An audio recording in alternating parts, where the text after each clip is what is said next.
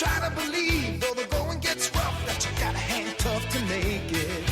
History repeats itself. Try and you succeed. Never doubt that you're the one, and you can have your dream. Welcome to Godot and Janko, Wednesdays at Lunch, Burger Edition. This week, Matthew and I went to Verdun to go eat at a little Casse-Croûte Normand. Well, that's not true. I went to a different location. That's right, Matthew. I said we'll meet at Verdun Metro. You read Vendôme Metro, and you went to the wrong part of town. And then texted me that you were near the buses, and I went outside, and you were nowhere in sight, and had to give you a call to find out what happened. Yeah, I was gung-ho. I was off to the races. As soon as you sent that text, I was like, good, I'm on my way. Yeah, I sent you a text as I was going up the escalator, saying I'm coming up the escalators. You said aces while standing, waiting at a metro station with no escalators. Yeah, I said aces, which is not something I normally say. No, I liked it, though. I think I should say it more often, especially when I'm in the wrong.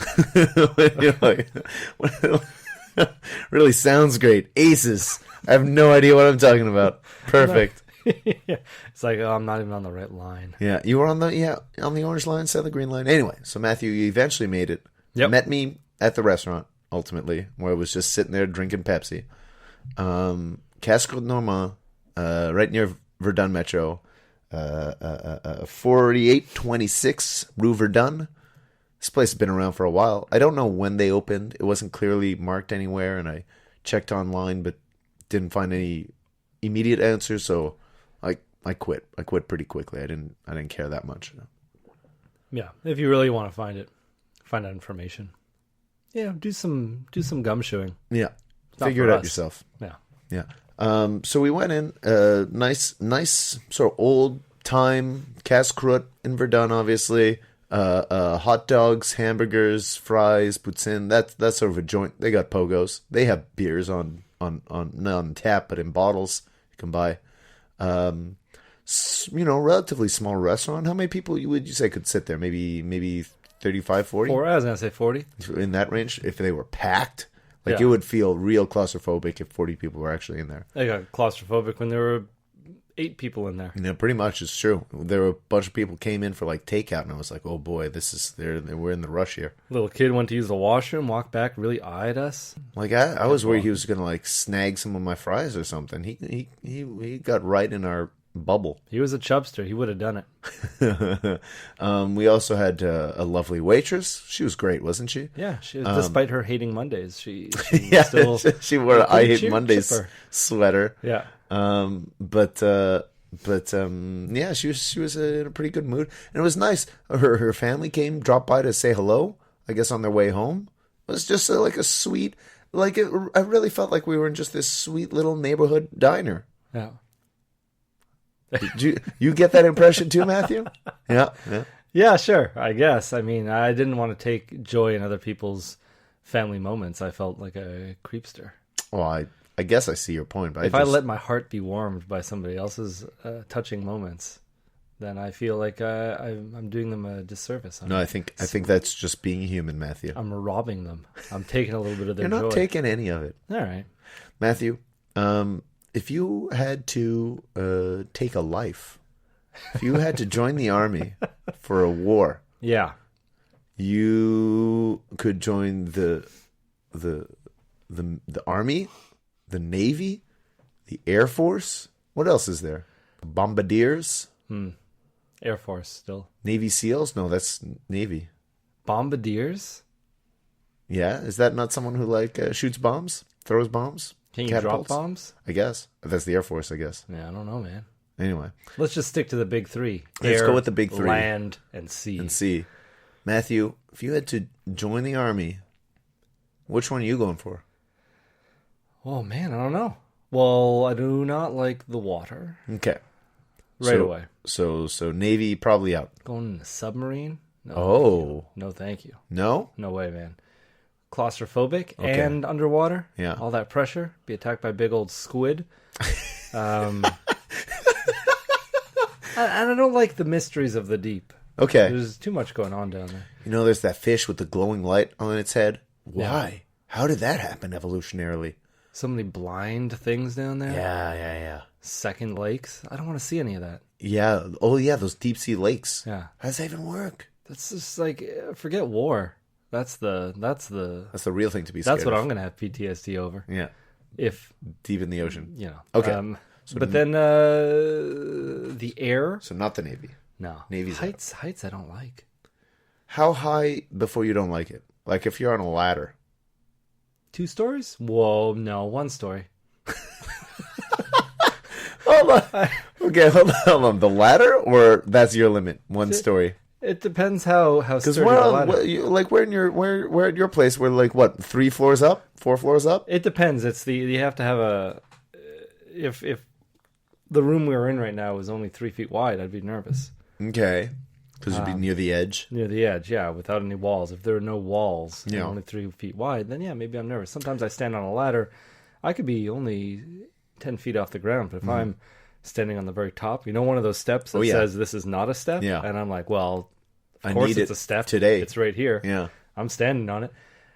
I don't feel safe. Okay. Understandable. So I imagine being in an airplane. It's kind of not the same thing. Matthew, you've never even been on an airplane, have you? No. What are we going to have to do to get you on an airplane? Give me a passport. No, you could fly within Canadian borders flight. I don't think you're allowed on an airplane.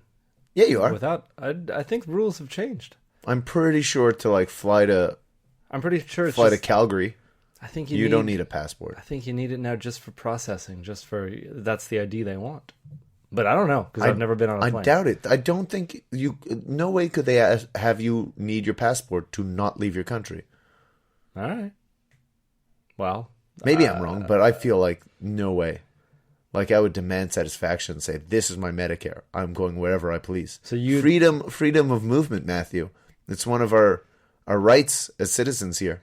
So you'd throw up a stink like that in the throw airport? up such a stink. You get locked down for that. Well, that's fine. Because in the end, I'd go to the CBC. I'd say, "Injustice, give me justice." Go on. And then CBC would, Street Sense would Talk do show or something. Yeah. Jonovision. Yeah, That's the one. Demand satisfaction on Jonovision, and I would get my satisfaction.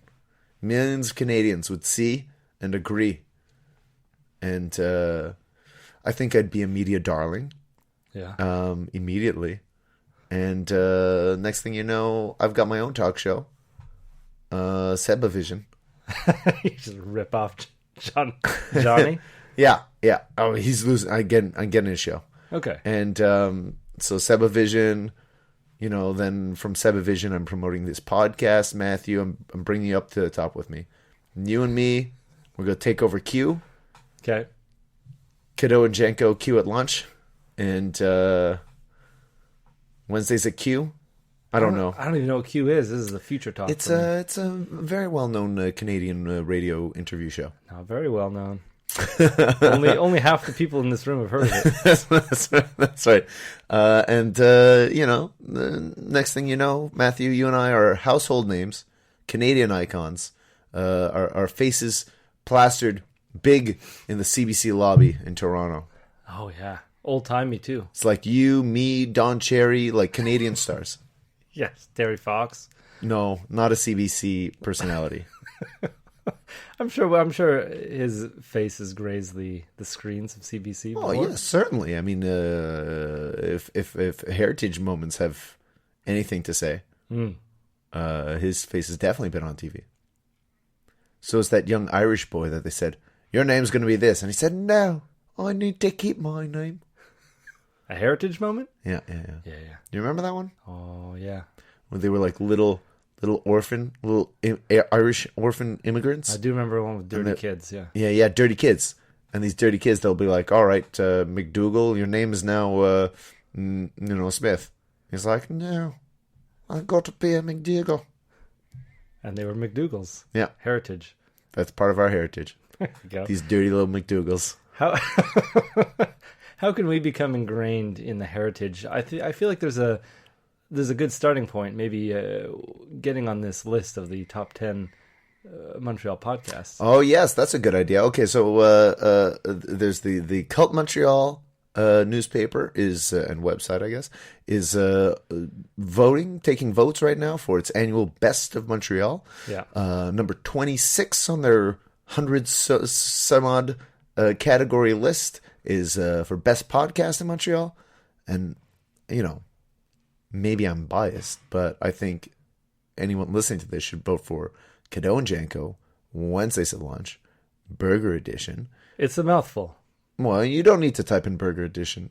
No? Just Cadeau and Janko Wednesdays at Lunch, I think, is plenty, because that's the actual name of the show. Okay. We're just in the several year Burger Edition phase of this show. Who knows what the next phase is? Only Matthew and I. It's a surprise. You'll find out in 2023. In the year 2023. I don't know. Surprises all around because I have no idea. The Cult Montreal Best of Montreal voting is open now. Vote for us, number 26 on the list. You could also vote for the most handsome Montrealer, your favorite radio station, your favorite place to get a haircut. All three of those are Mix 96. Not Le Coupe downtown? No. Where Mix 96 would often give prize packages. What a terrible gift. Well, whatever. Haircut, If you want to get a new look, new style. Yeah. Best UCD store. Best, all kinds of bests. Best Twitter account. Shout out to our buddy at Tito Curtis. Give him a vote. Why he deserves not? it. He's good. It's good. He's up there. He tweets things. I'm sure. I don't have Twitter, but you got to get on there because he's cracking the world up. There's a lot of questions though. There's like 200 questions. It's very daunting, especially if you don't. It could be very daunting, but that's right. But like you said, you only have to answer. You 25 only have to answer 25 of the questions. So qualify. skip any of them that you don't have an answer for. Yeah, don't be daunted by it. Just at your leisure, just go and answer. Well, not your leisure. Once you start, you got to finish. But just answer the questions you want to answer. As long as you answer 26. Yeah, number correctly. 26. 25 in all, but answer number 26 correctly by voting for Cadeau and Janko. I guess you could just answer the first 26 and be done with it. And be done with it, yeah. But some of them you might not have answers for. Who's the tackiest personality in Montreal, Matthew? Yeah, that's true. My answer is Mose Persico. Mose Persico. He did a little featurette or something on the old forum when it became, the way the forum is now after the Canadians left it. Mm-hmm. And it's so much excitement in his eyes. Just there's so much, like when he's going around, it's a half-hour special. It's like they did some renovations and now this is a movie theater and he's like, glitz and glamour. Pretty much he's like, let's see what's happening at the forum. And then he walks around and is like, there's so much to do here. There's no way you can get it all done in just one day. But we're going to try. And he goes around and shows you the restaurants. He shows you the grab a coffee, you watch a movie, you go bowling. You've done it all. Well, I want to see if we can get Mose Persico to come in, revisit that the 15 forum, years later. And see if he's still excited. And be it's been way more than 15 years, Matthew. It's been 20 years. Okay. So 20 years later, what's there to do at the forum? Let's see if it still stands up. There is nothing left. Well, there's bowling. You could buy some memorabilia or a magazine. Bowling opens at 5:00. The Future Shop in there shut down with no notice. Employees just lost their jobs. Oh, really? I did not know that. Well, they should have saw the tea leaves, been able to read the tea leaves when the place shrunk from a big downstairs floor and a big upstairs floor to just a big upstairs floor to half a big upstairs floor. Yeah. I was robbing them too. What do you mean? What do you mean? I put them out of business single-handedly. How? What'd you do? Well, see, I can talk about cartridges? it now. What are you stealing? Well, I wasn't stealing. I wasn't doing a 5-finger discount or anything. Okay. I'd go up there when they have sale items. Sometimes something is regular $50 on sale for $20. Okay. I'm like, 20's pretty good, not good enough. So I take that sale sticker off. Yeah. I hide it underneath one of the shelves so no one finds it. A few weeks later, not on sale anymore, peel that sticker off from the shelf, put it back on the item. Yeah. Go over to the cash, attempt to buy the $50 item for $20. Obviously doesn't work because the sale's over. Uh-huh. But it's like, well, it's advertised at this price. This little sticker shouldn't still be on it. Yeah. Now it's their fault. Now they have to give me $10 off of the sale price. Oh. Now I'm buying it for $10.